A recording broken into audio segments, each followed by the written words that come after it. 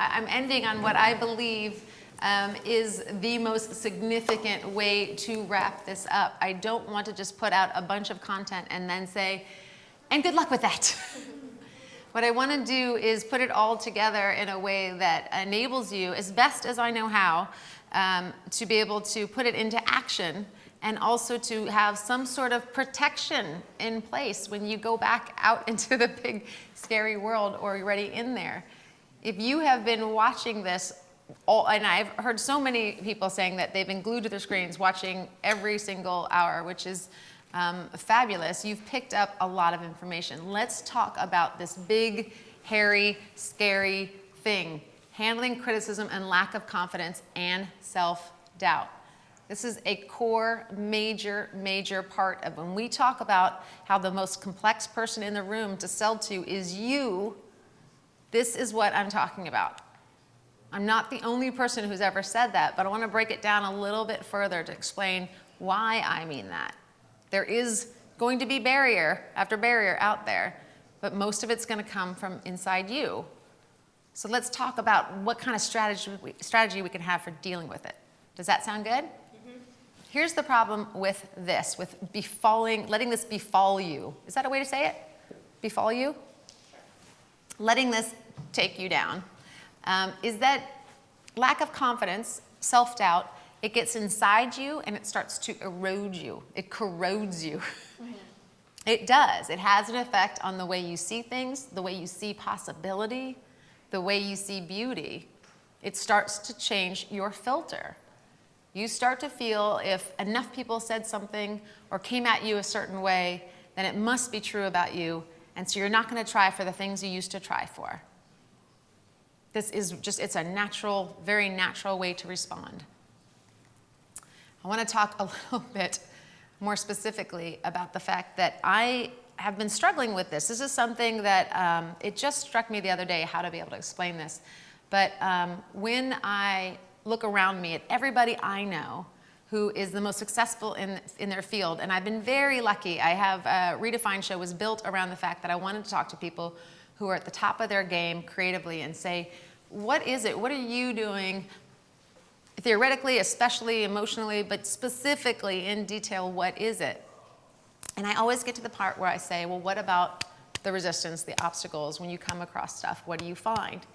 And after researching enough creatives in photography and talking to musicians and comedians and people who are really good in business, I came to the realization that all of them have this one thing in common, and that is the answer to the question, do you ever deal with criticism anymore? Do you ever get hit by it? Does it ever knock you down? Some people, I thought, would have moved beyond it, like have a nirvana, be able to deal with it in a way that, you know what, yeah, it happens, but I don't even hear it anymore. It's just out there. It's just space. It doesn't affect me anymore. The amount of people who said that to me was this. This was the amount of people who said, I don't even feel it anymore. I don't even know it's there. It's noise. They can say on the surface, I've learned how to deal with it. I've learned how to compartmentalize it. I've learned how to give it its worth and put it in the space it deserves. But if I say blue sky, you mean honestly, on no level does it register at all? When we're on camera, there's certain things said. When we're off camera, there's other things said. Well, yes. I mean, of course, right when I heard it, I was mad, I was angry, I was stung. I was like, that's not true. But then what I did was this. I put it where it belongs. And being able to work towards that is so significant when it comes to the idea of building success. How do you learn what is a worthy of your attention kind of problem and what is just a blanket on top of your creativity? We need a fire in us to succeed, especially in the art world. Criticism and self-doubt and it hits your confidence. That's like a blanket on your fire, isn't it? It puts it out. You can't just go out there and say, I'm going to be myself, I'm going to do my thing, if you're worried what people are seeing and thinking and feeling and how they might come at you. Because they will come at you. That is kind of where we are today. Knowing that and being able to put it in its spot is really significant to be able to move forward successfully. You're not alone. That's the best thing I just told you on that last slide. Everybody in every industry across the board deals with it. This is the most comforting information I can give to you. The worst enemy to creativity is self-doubt. And the reason why is self-doubt leads to self-censorship. Self-censorship kills your ability to create. You're always stopping and thinking, should I say that? Should I do that? What are they going to think? What are they going to feel? The other thing that I find is that the internet has brought us so much good.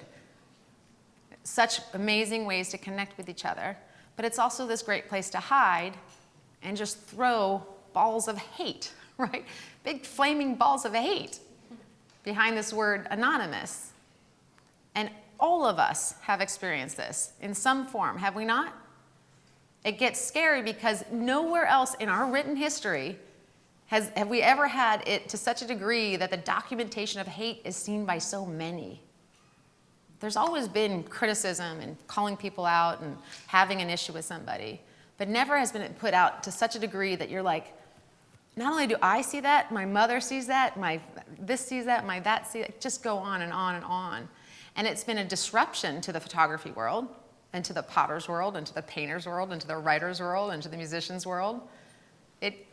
It pushes us down a lot because that is, I mean, how do you feel when you see a terrible, horrible thing put out there about you directly? And now everyone's lining up behind you, like that Verizon commercial where they're all with you and they're looking over your shoulder, all of your 5,000 friends, and like, dang, called you out. That is painful. The thing about criticism, though, is we know we can find gold in the dirt, right? We do know that it's not all ugly, ugly noise, that we can hear something said to us and say, okay, what can I sift through to find something that will better me? About 3 months ago, I was driving back from a talk in New Jersey, and I was in the back of a town car going to Manhattan from a talk in New Jersey and thinking to myself how Sex and the City I was. I was like, this is awesome. I'm being driven by a driver in a town car, and I'm in the back, and I'm just working on my phone, and he's got like a classical music station playing, and I'm thinking, first of all, outside of the Sex and the City thing, because, you know, of course I'm picking my character and who I am. The next thing I'm doing is thinking, I can't remember the last time I tuned in a classical music station. This is so peaceful and beautiful and impactful and powerful, and I'm really getting into it. And it turned out it was a live taping of a conductor's last show. And at the very end of it, he just came up and he gave a couple words, thanking, I think it was like his wife and his family, and he said, and one more note, to my detractors, I thanked you. You have bettered me. And that was the end of his talk. And I was like, can you rewind that? And he goes, no, it's radio. And that struck me so powerfully. Like, that is a whole that he ended on that. That was the biggest thank you. That was what got him to where he was, which was clearly a very popular and successful symphony person. What is it called? Conductor. And what he probably had the choice, we talk about happiness as a choice, and the decisions you make are always a choice. He always had the choice, instead of that, to just lash back. You said this, you did this to me, I'm going to lash back. And we see that online too, right? You see the comment and you see, oh, that lashing back can be voluminous, how often that goes on and the level of depth of depravity it gets to. I think lashing back is a terrible way to respond because it's all emotion and it's all ego.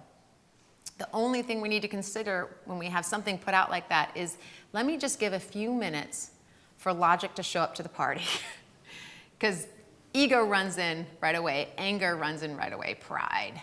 How dare you? How can you say that about me? And we give it a little bit of time and a space and look for something in there, some gold in the dirt. What could this possibly, what am I hearing that actually I could learn from? I love this shot. I picked it for a special reason. One of the reasons is because I love the idea of how if you look at everybody you know, there's someone inside them that's just like a little toddling tot. You know, there really is. No matter what age we are, what our experiences are, what our religion is, what our background is, what our values are, inside somewhere there's just this little, like, I'm scared of getting my feelings hurt. I'm scared of trying because what happens if I fail? That's very, very normal. People are watching me. What happens if? If we're going to summarize this class, this is what we learned in 3 days, 3 very intense days. We learned the problem with labeling ourselves as a salesperson has to do with the language and outdated ideas of what a salesperson is, right? A lot of it is caught up in our old experiences of sales, not what sales is today. And it's the language. I don't want to be a salesperson. I want to be a portrait consultant.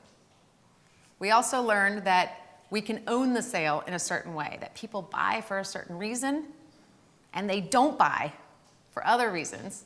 And they'll buy from you specifically if they like you, if they trust you, if they're comfortable with you, if there's a rapport, that they're going to buy you over the product or the service. You still have to bring it.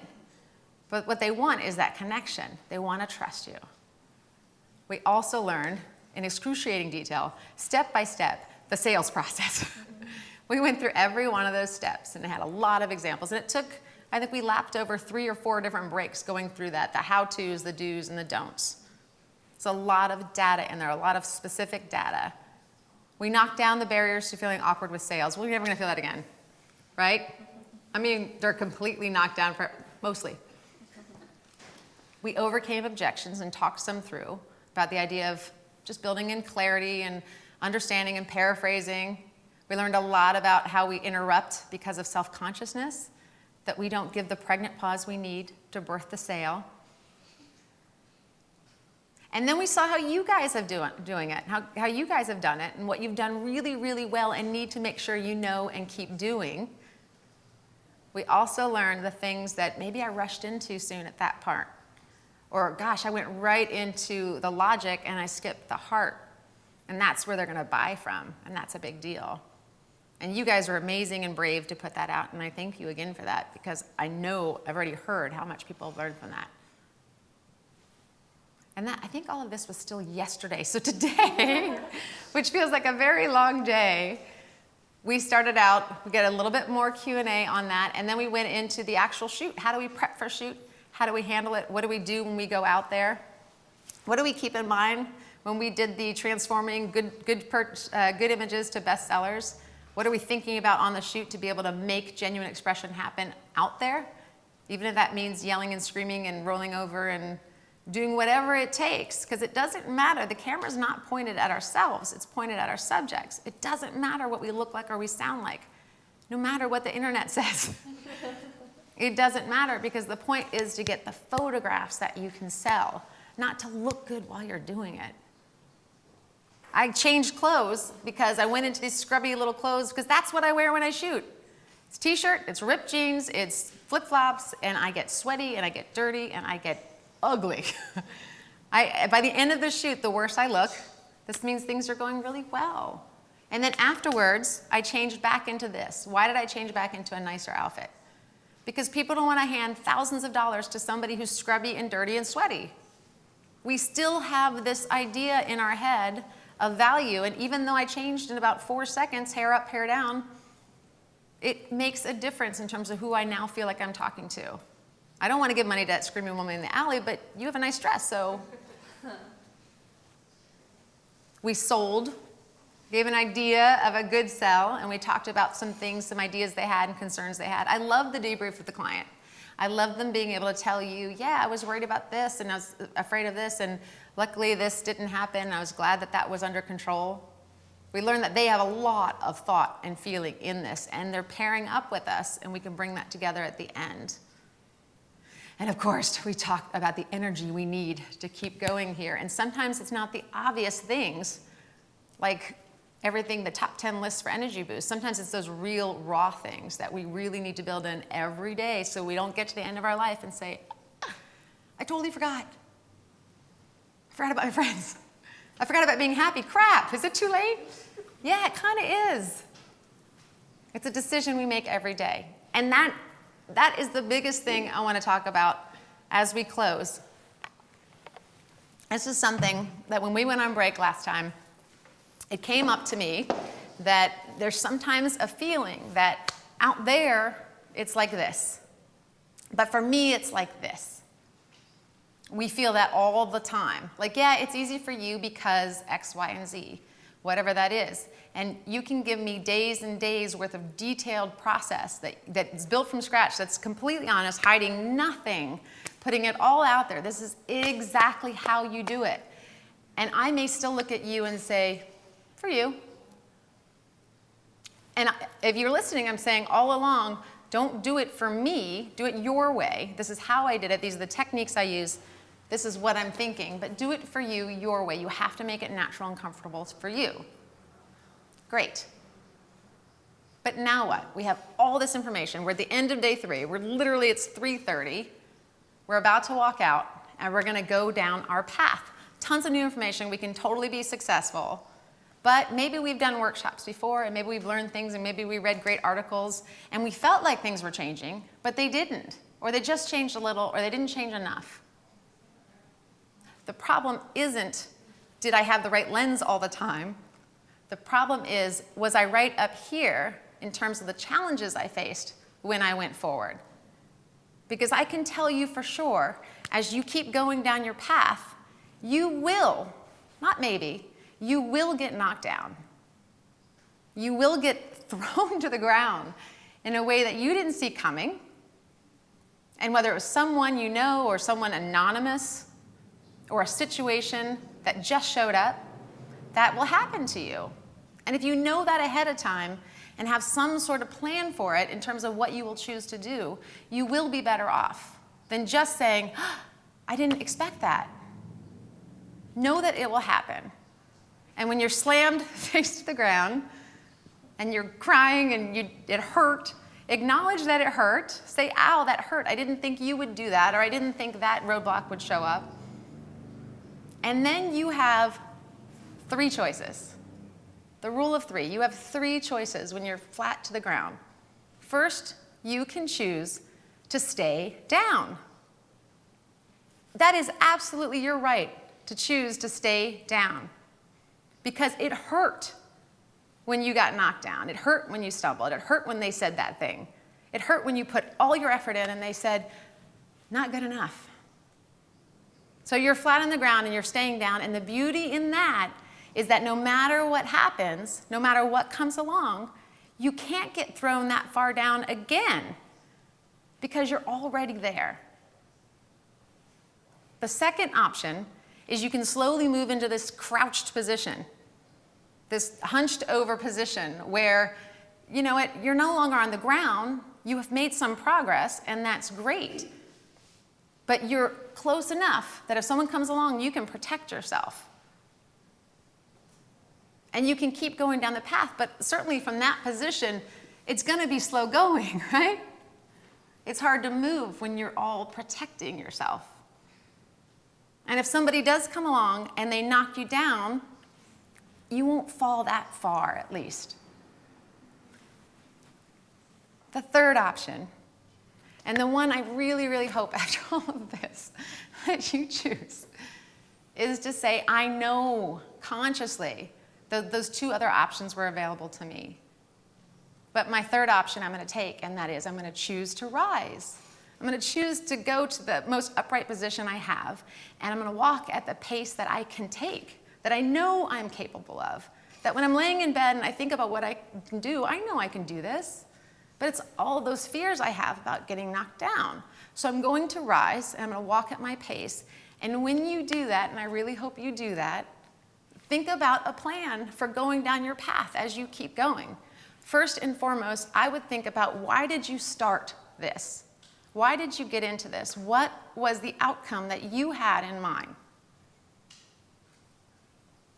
When you look at relationships and they first have difficulty or problems and you go see a counselor, one of the first things they will tell you, and I can tell you this from experience, is they'll say, why were you initially drawn to each other?